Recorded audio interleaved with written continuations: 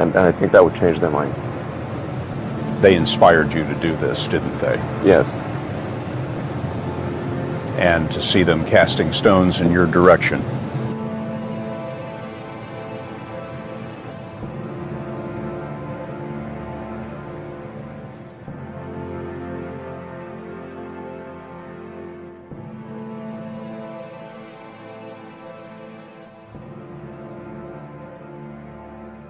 Critics say you can't do this. Your answer to them is, we've done it.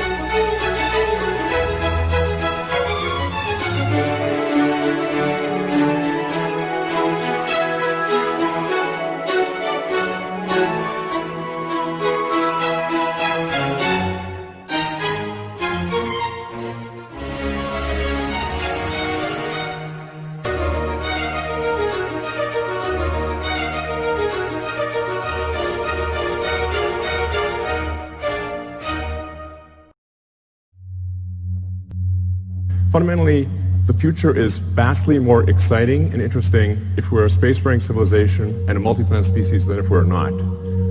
You want to be inspired by things. You want to wake up in the morning and think the future's going to be great. And that's what being a spacefaring civilization is all about. It's about believing in the future and thinking that the future will be better than the past. And I can't think of anything more exciting than going out there and being among the stars. This is the updated design for well, we're sort of searching for the right name, but the code name at least is BFR.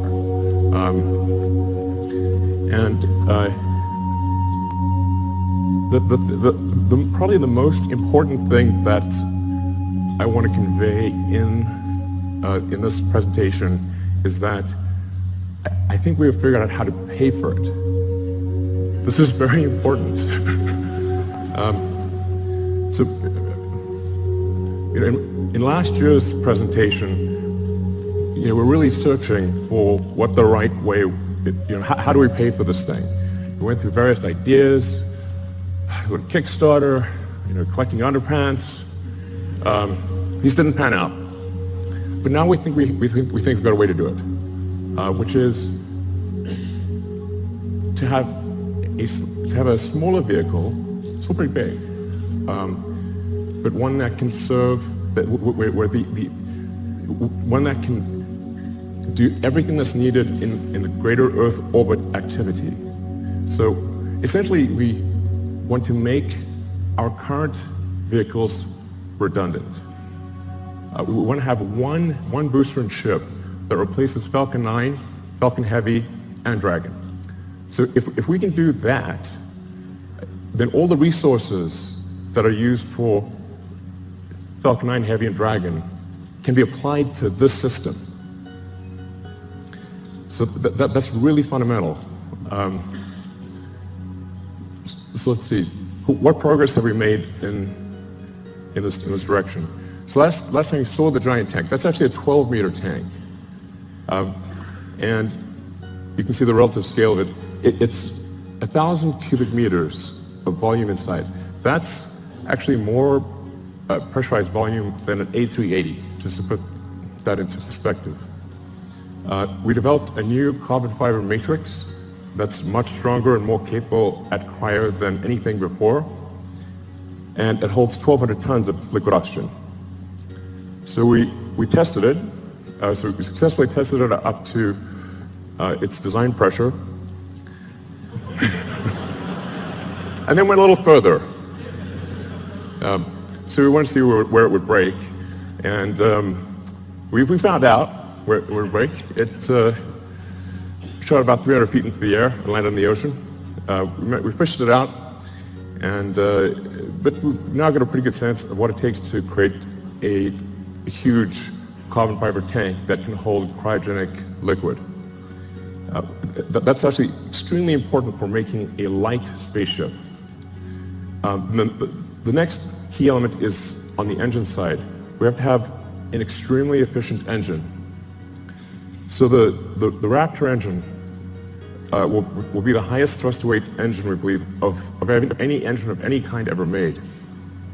We already have now 1,200 seconds of firing across 42 main engine tests. We fired it for 100 seconds. It could fire for much longer than 100 seconds. That's just the size of the test tanks. And then the duration of the firing you're seeing right now is about 40 seconds, which is the length of the firing for landing on Mars.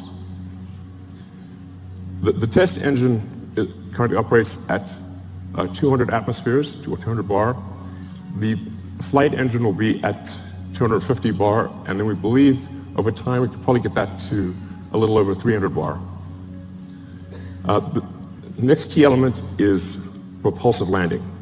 So in order to land on a place like the moon where there is no atmosphere, and certainly no runways, or to land on Mars where the atmosphere is too thin to land, even if there were runways to land with the wing, you really have to get propulsive landing perfect. So that's what we've been practicing with Falcon 9. So this is just a series of landing videos. I think these are quite mesmerizing. But we now have 16 successful landings in a row. And that's with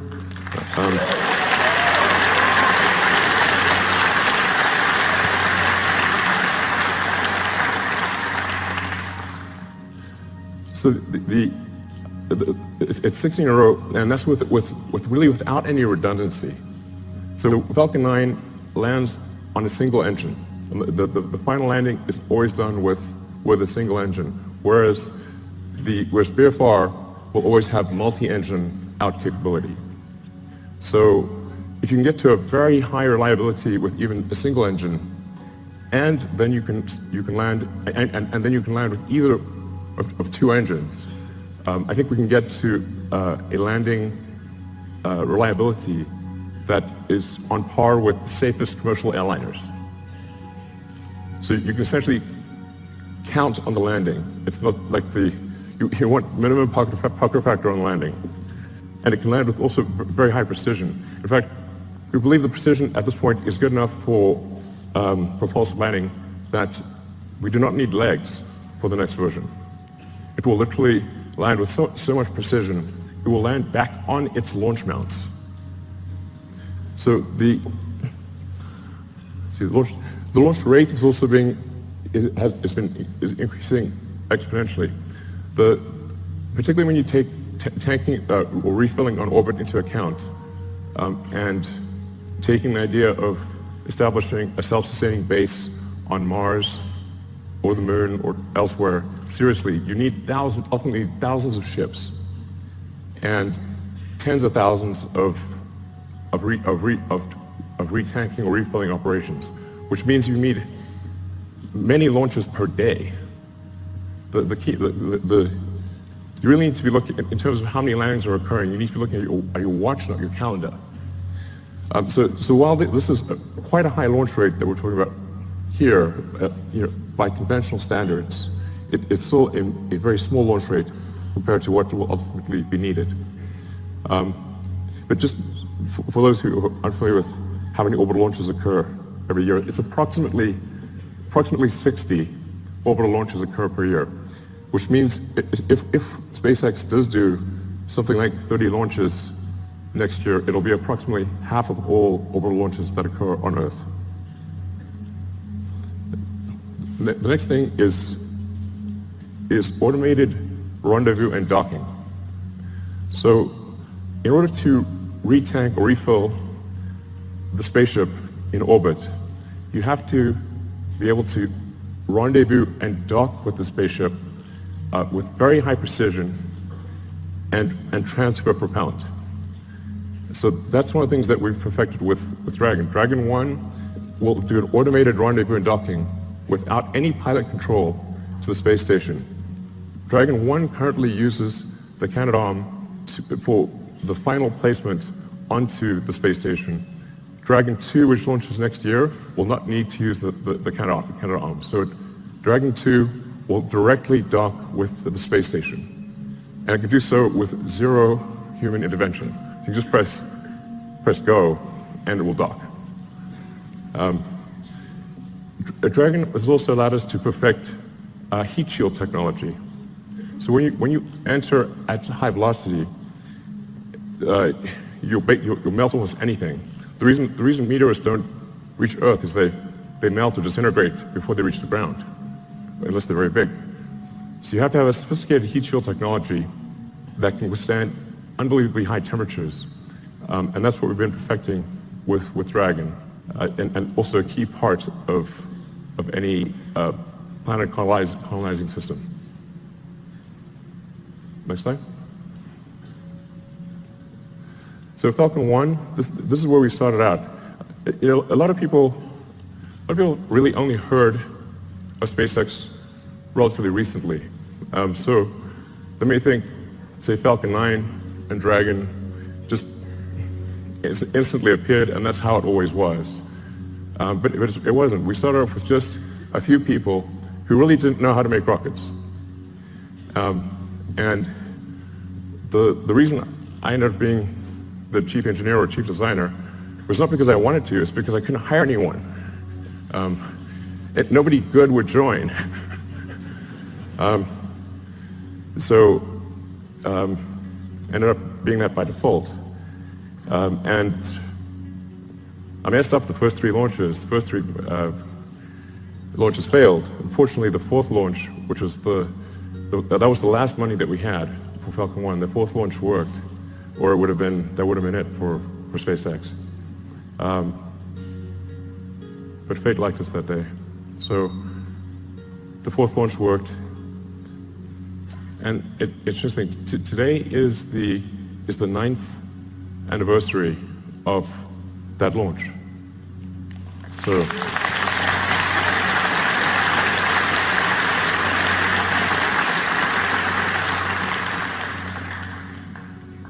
I didn't realize that until I was told that just earlier today, but it's a very emotional day, actually. But Falcon 1 was quite a small rocket. When we're doing Falcon 1, we're really trying to figure out what is the smallest useful payload that we could get to orbit.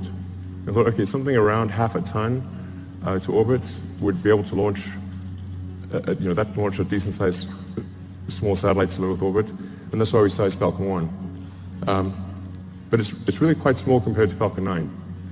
So Falcon 9, particularly when you factor in payload,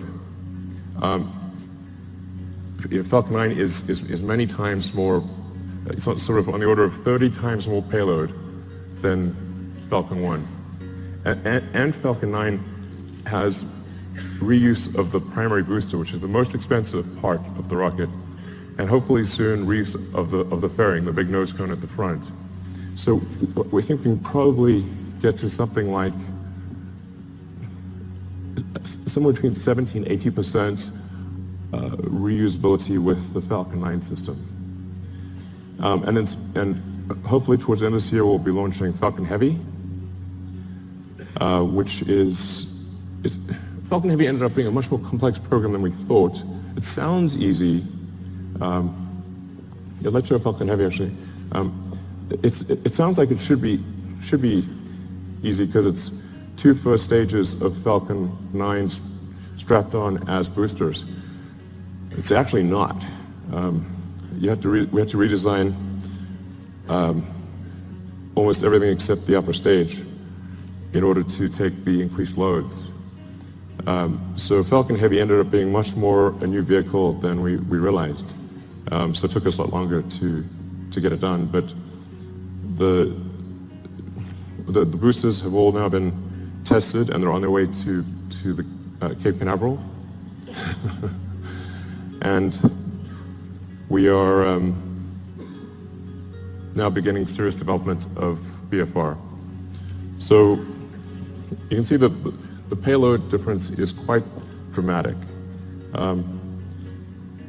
BFR in fully reusable configuration, without any orbital refueling, we expect to have a payload capability of 150 tons to low Earth orbit. And that compares to about 30 for Falcon Heavy, which is partially reusable.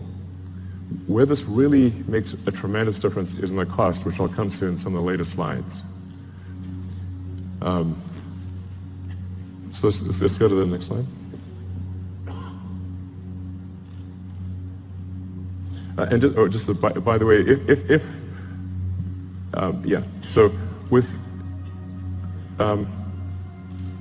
BFR, you can get a sense of scale by looking at the tiny person there. It's really quite a big vehicle. Main body diameter is about 9 meters or 30 feet. And it consists of, the booster is lifted by 31 Raptor engines that produce a thrust of about 5,400 tons, lifting a 4,400 ton vehicle straight up.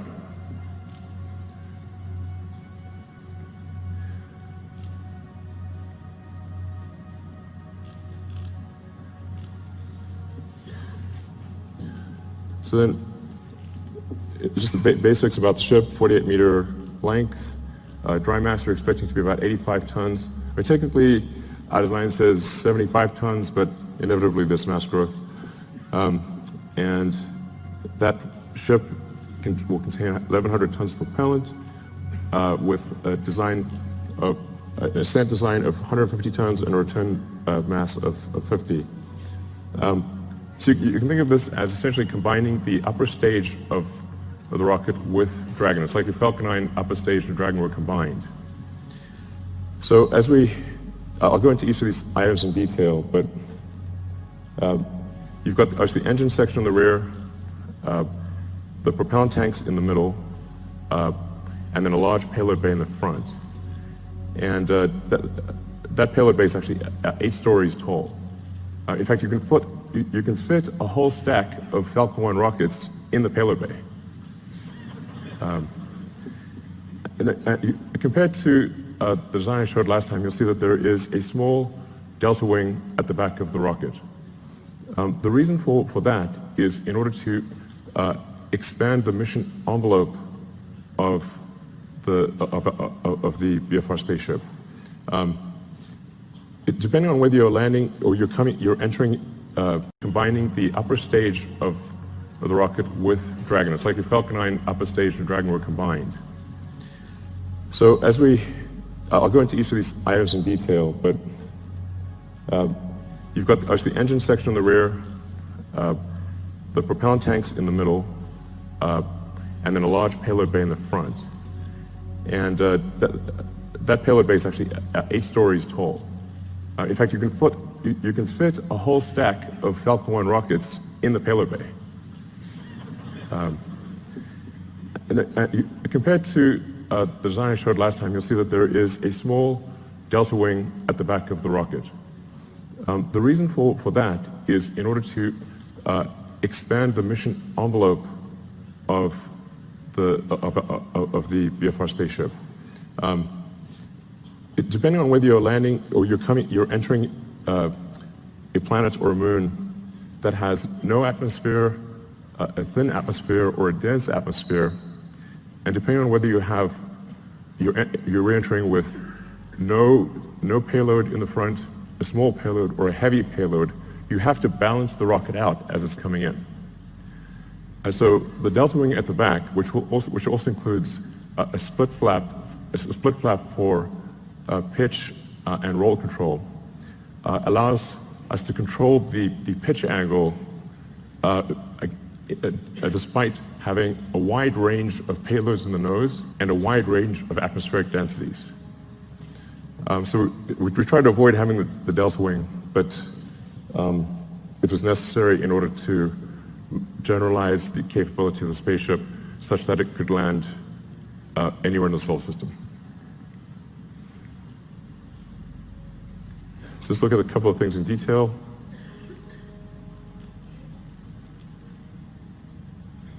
So the cargo area has a pressurized volume of 825 cubic meters. This also is greater than the pressurized area of an A380. So really is capable of carrying a tremendous amount of payload.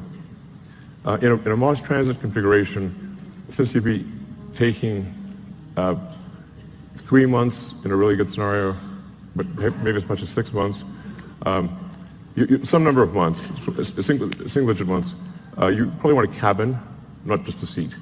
So the Mars transit configuration consists of 40 cabins, and it sort of depends on, you could conceivably have 5 or 6 people per cabin if you really want to cram people in. But I think mostly we would expect to see 2 to 3 people per cabin. And so normally about 100 people per flight to Mars. And then there's a central storage area, galley, and a solar storm shelter, entertainment area, and I think probably a good situation for at least BFR version 1. Then going to the main body of the vehicle, the center body area.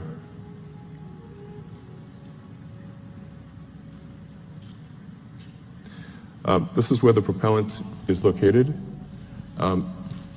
and this is subcooled methane and oxygen. So as you chill the methane and oxygen below its liquid point, you get a fairly meaningful density increase. You get on the order of 10 to 12% density increase, which makes quite a big difference for the propellant load. So we're expecting it to carry 240 tons of CH4 and 860 tons of oxygen. In the fuel tank are header tanks. So when you come in for a landing, your orientation may change quite significantly, so you can't have the propellant just slushing around all over in the main tanks. You have to have the header tanks that can feed the main engines with precision. So that's what you see immersed in the fuel tank. Then the engine section.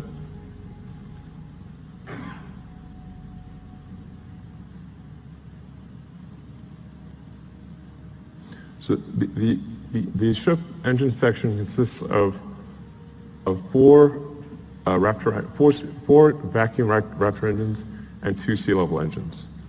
So all 6 engines are capable of gimbaling. The engines with the high expansion ratio have a relatively smaller gimbal area or gimbal range and a slower gimbal rate. The 2 center engines have a very high gimbal range and can gimbal very quickly. And you can land the ship with either one of the 2 center engines. So when you come in for a landing, it will light both engines, but if one of the center engines fails at any point, it will be able to land successfully with the other engine. And then within each engine, there's a great deal of redundancy. So we want the landing risk to be as close to 0 as possible. And then some basic stats about the engines. The sea level engines are about a 330 ISP at sea level. The alpha stage engine is 375. Now, this is version 1, so I think over time there's potential to increase that specific impulse by 5 to 10 seconds, and as I was mentioning, also increase the chamber pressure by 50 bar or so. And then for refilling, we just saw the 2 ships would actually mate at the rear section. They would use the same mating interface that they used to connect to the booster on liftoff. So we'd reuse that mating interface and reuse the propellant fill lines that are used when the booster is, when the ship is on the booster. And then to transfer propellant, it becomes very simple. Use control thrusters to accelerate in the direction that you want to empty. So, if you accelerate in this direction, propellant goes that way, and you transfer the propellant very easily into from the tanker to the ship. So going to rocket capability. This gives you sort of a rough sense of rocket capability, starting off at the low end with the Falcon 1 at a half ton, and then going up to BFR at 150. So I think it's important to note that BFR has more capability than Saturn V, even with full reusability. But here's the really important fundamental point. Let's look at the launch cost.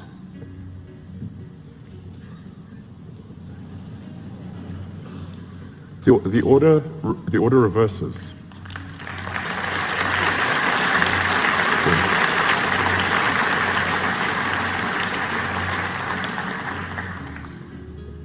Now, at first glance, this may seem ridiculous, but it's not. The same is true of aircraft. If you bought, say, a small single-engine turboprop aircraft, that would be $1.5 to $2 million. To charter a 747 from California to Australia is $500,000, there and back. The single-engine turboprop can't even get to Australia. So a fully reusable system, a fully reusable giant aircraft like a 747, costs a third as much as an expendable tiny aircraft. In one case, you have to build an entire aircraft. In the other case, you just have to refuel something. So it's really crazy that we build these sophisticated rockets and then crash them every time we fly. This is mad. I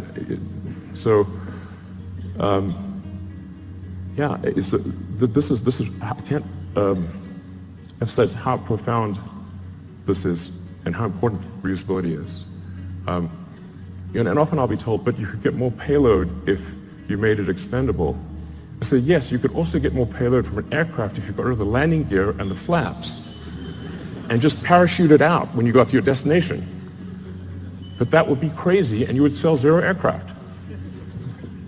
So reusability is absolutely fundamental. Now I want to talk about the value of orbital refilling. This is also extremely important. So if you just fly BFR to orbit and don't do any refilling, it's pretty good. You'll get 150 tons to low Earth orbit and have no fuel to go anywhere else. However, if you send up tankers and refill in orbit, you can refill the tanks all the way to the top and get 150 tons all the way to Mars. And if the tanker has high reuse capability, then you're just paying for the cost of propellant. And the cost of oxygen is extremely low, and the cost of methane is extremely low. So if that's all you're dealing with, the cost of refilling your spaceship on orbit is tiny, and you can get 150 tons all the way to Mars. So automated rendezvous and docking and refilling, absolutely fundamental. So then getting back to the question of how do we pay for this system, this was really, I said, quite a profound, I wouldn't call it a breakthrough, but realization that if we can build a system that cannibalizes our own products, makes our own products redundant, then all of the resources, which are quite enormous, that are used for Falcon 9 Heavy and Dragon, can be applied to one system. Some of our customers are conservative, and they want to see BFR fly several times before they're comfortable launching on it. So what we plan to do is to build ahead and have a stock of Falcon 9 and Dragon vehicles, so that customers can be comfortable. If they want to use the old rocket, the old spacecraft, they can do that, because we'll have a bunch in stock. But all of our resources will then turn towards building BFR. And we believe that we can do this with the revenue that we receive for launching satellites, and for servicing the space station. So going to the satellites portion, the size of this being a 9-meter diameter vehicle is a huge enabler for new satellites. We can actually send something that is almost 9 meters in diameter to orbit. So for example, if you want to do a new Hubble, you could send a mirror that has 10 times the surface area of the current Hubble as a single unit. It doesn't have to unfold or anything. And or you can send a large number of small satellites, and you can do whatever you like. You can actually also go around and, if you wanted to collect old satellites or clean up space debris, you can just use the sort of chomper over there, and go around and collect satellites or collect space debris if you want. So that may be something we have to do in the future.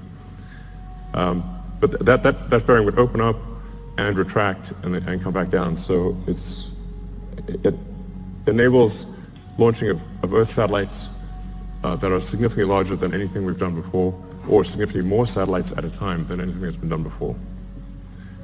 It's also intended to be able to service the space station.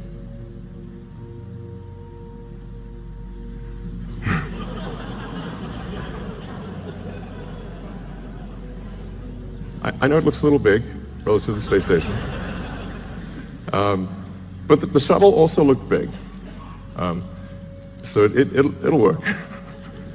Looks a little outsized, but it'll work. So it'll be capable of doing what Dragon does today in terms of transporting cargo, and what Dragon 2 will do in terms of transporting crew and cargo. So do the space station servicing. It can also go obviously much further than that, like for example the moon. Based on the calculations we've done, we can actually do lunar surface missions with no propellant production on the surface of the moon. So if we do a high elliptic parking orbit for the ship and retank in a high elliptic orbit, we can go all the way to the moon and back with no local propellant production on the moon. So I think that would enable the creation of moon base alpha, or some sort of lunar base. Yeah,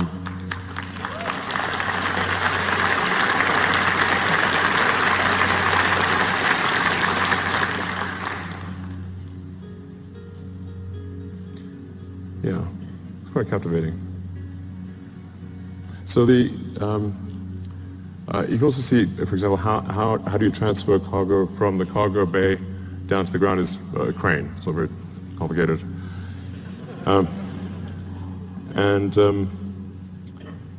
Yeah, but so this will enable the creation of a lunar base.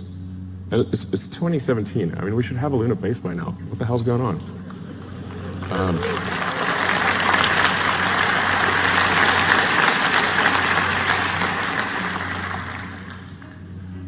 And then, of course, Mars, becoming a multi-planet species. Beats the hell out of being a single-planet species.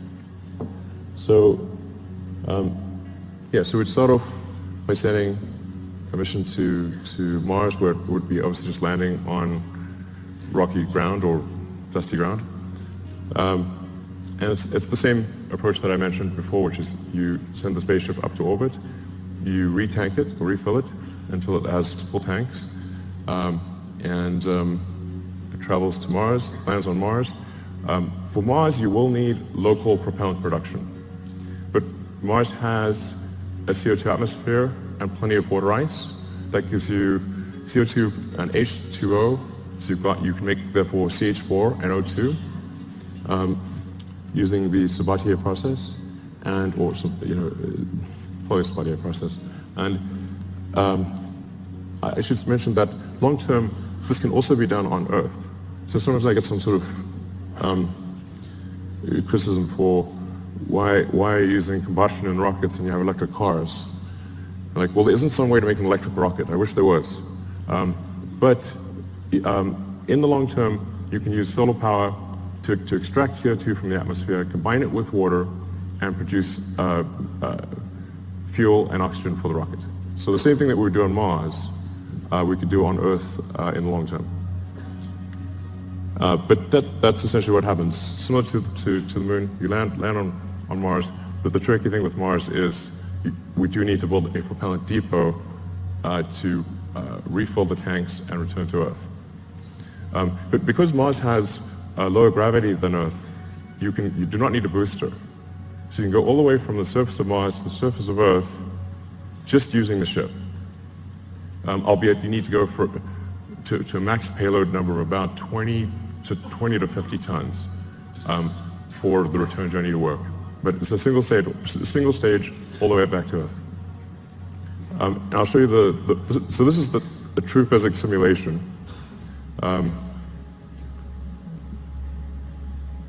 This will last about a minute. So you come in, you're entering very quickly, going 7.5 kilometers a second. For Mars, there will be some ablation of the heat shield.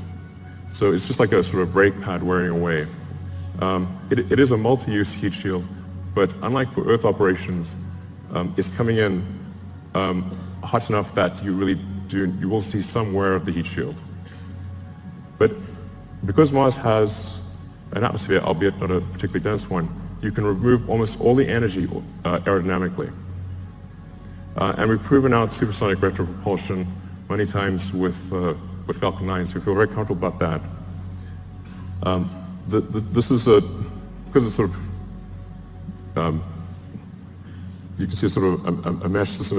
It's not meant to be sort of particularly pretty because it just tries to simulate the physics of it. But the size of the cone gives you a rough approximation for how much thrust the engines are producing.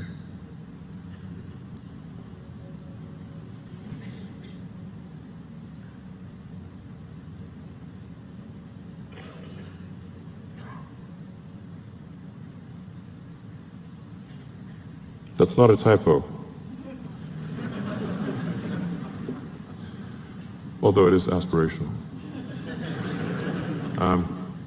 So we've already started building the system. The tooling for the main tanks has been ordered. The facility is being built.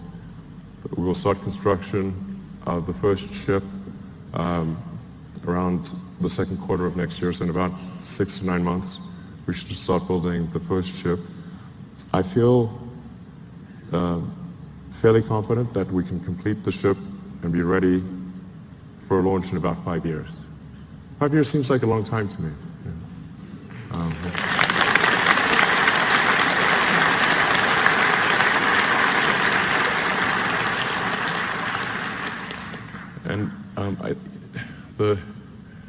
The area under the curve of resources over that period of time should enable this time frame to be met. But if not this time frame, I think pretty soon thereafter. But that's our goal, is to try to make the 2022 Mars rendezvous. The Earth-Mars synchronization happens roughly every 2 years. So every 2 years there's an opportunity for to fly to Mars. So then in 2024, we want to try to fly 4. I feel fairly confident that we can complete the ship and be ready for launch in about 5 years. 5 years seems like a long time to me.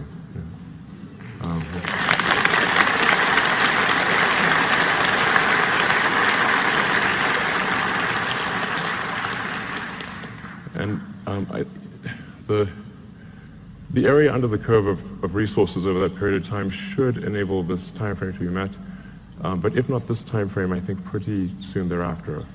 But that's our goal, is to try to make the 2022 Mars rendezvous. The Earth-Mars synchronization happens roughly every 2 years. So every 2 years there's an opportunity for to fly to Mars. So then in 2024, we want to try to fly 4 ships, 2 of which would be crewed, and 2 of which two cargo and two crew. The goal of these initial missions is to find the best source of water. That's for the first mission, and then the second mission, the goal is to build the propellant plant. So we should, particularly with 6 ships, there have plenty of landed mass to construct the propellant depot, which will consist of a large array of solar panels, very large array, and then everything necessary to mine and refine water, and then draw the CO2 out of the atmosphere, and then create and store deep cryo CH4 and O2. Then build up the base, starting obviously with one ship, then multiple ships, then start building out the city, then making the city bigger, even bigger.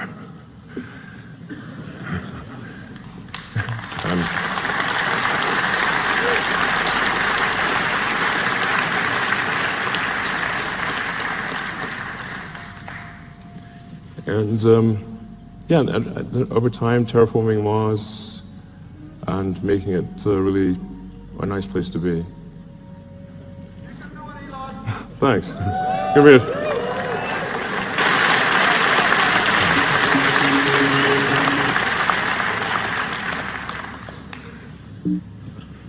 Mountain. So the great thing about going to space is there's no friction. So once you're out of the atmosphere, you will go, it will be smooth as silk, no turbulence, nothing. There's no weather, there's no atmosphere. And you can get to most long distance places, like I said, in less than half an hour.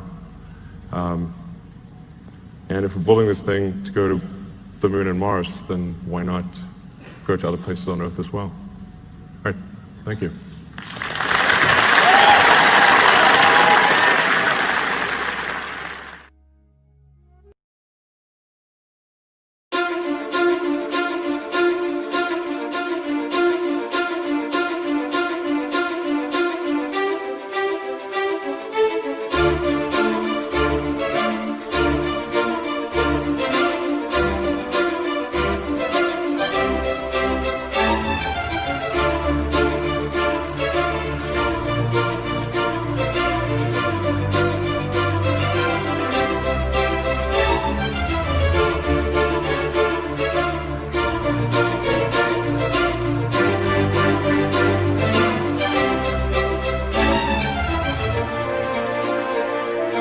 Bye.